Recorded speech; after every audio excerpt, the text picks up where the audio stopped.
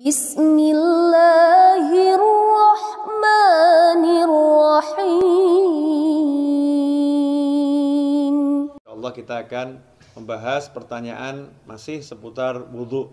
Ini ada pertanyaan dari teman-teman tentang bagaimana hukumnya wudhu di kamar mandi atau wudhu di toilet. Karena tidak semua orang punya ruangan khusus untuk wudhu. Dan memang anehnya kita ini ya.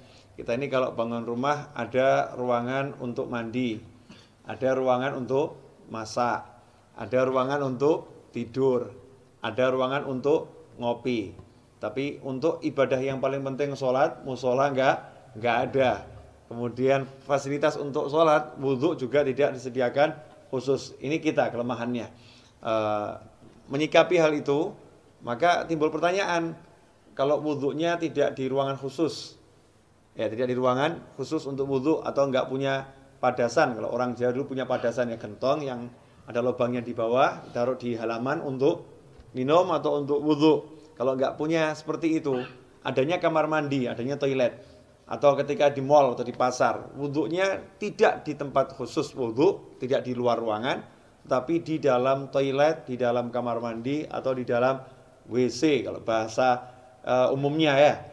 Kira-kira seperti apa? Sah tidak wudhunya?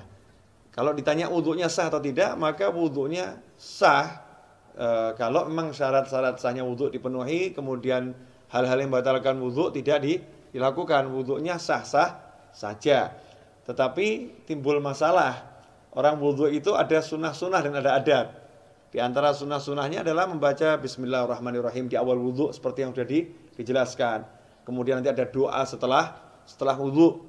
Dan ada adab-adab yang diajarkan oleh para ulama. Ada ulama-ulama yang menyusun doa-doa ketika basuh wajah, doa ketika berkumur, doa ketika membasuh tangan, doa ketika membasuh kaki, seperti yang dijelaskan oleh Imam Ghazali dalam kitabnya Bidayatul Hidayah. Jadi memang doa-doa itu tidak diajarkan Rasulullah SAW, tapi orang diajarkan untuk berdoa kapanpun ya. Apalagi kalau doa ini dari para ulama. Lantas bagaimana kita mau membaca doa di dalam kamar mandi? Atau kita mau membaca Bismillahirrahmanirrahim sedangkan di dalam kamar mandi. Sementara kita ketahui Nabi kita Muhammad SAW mengajarkan agar kita tidak membaca lafzul jalalah, asma Allah, atau ayat-ayat Al-Quran, atau doa-doa di dalam toilet, di dalam kamar mandi. Emang apakah ada sumber hadisnya? Ada. Kita semua tahu baginda Muhammad SAW itu punya cincin. Ya, punya cincin. Khatiman min fiddah, dari perak. Ya, Rasulullah punya cincin dari perak, yang cincin itu fungsinya sekaligus sebagai stempel. Ya, fungsinya sebagai stempel. Dulu Rasulullah SAW tidak punya cincin, tidak punya stempel. Tapi ketika sahabat mengatakan, nih raja-raja yang pembesar-besar non-muslim itu kalau dapat surat, tidak ada stempelnya tidak mau terima. Ya, mereka tidak akan menerima surat kalau nggak ada stempelnya. Rasul pun mengikuti, kalau begitu buatkan saya stempel. Ya, buatkan saya stempel. Maka dibuatkan stempel, bunyinya Muhammadun Rasulullah. Ya, Muhammadun Rasulullah. Jadi Allahnya paling atas, berupa cincin dari perak. Ketika Rasulullah wafat SAW, setelah wafatnya Rasulullah, cincin itu dipakai oleh Sayyidina Abu Bakar As-Siddiq radhiyallahu anhu.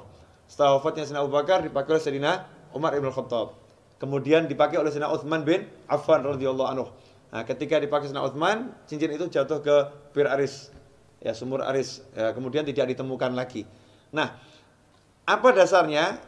Ketika Rasulullah masuk ke khala, ke tempat buang hajat, Rasulullah selalu melepas cincinnya. Jadi ketika masuk ke tempat buang hajat, Rasulullah SAW selalu melepas cincinnya, karena di cincinnya itu ada tulisan Muhammadun Rasulullah. Kalau membawa tulisan aja tidak dianjurkan, apalagi mengucapkannya. Ya, membawanya aja tidak dianjurkan, apalagi mengucapkannya. Berdasarkan hadis tersebut, yang diriwayatkan oleh Imam Al-Hakim, ya, dalam kitabnya Al-Mustadrak Al-Sahihain. Di situ beliau menyatakan, anna Rasulullah labisa khatiman naqsuhu Muhammadur Rasulullah, fakana idza dakhala al-khala wada'ahu. Kata Al-Hakim dalam kitab Al-Mustadrak, Az-Zuhri menyebutkan bahwasanya Rasulullah SAW punya cincin yang tulisannya adalah Muhammadun Rasulullah. Idza dakhala al-khala wada'ahu. Kalau masuk ke khala, ke toilet, Rasulullah SAW selalu melepaskan cincinnya tersebut. Hadits ini sahih menurut ya syarat Imam Bukhari dan Muslim, tapi tidak dicantumkan dalam kitab hadis Bukhari maupun Muslim. Maka ditulis oleh Al-Hakim dalam kitabnya Al-Mustadrak yang disusulkan ya. Ya, hadis-hadis yang disusulkan. Sebetulnya menurut Bukhari dan Muslim sahih, tetapi belum atau tidak dicantumkan dalam kitab Bukhari maupun kitab Muslim.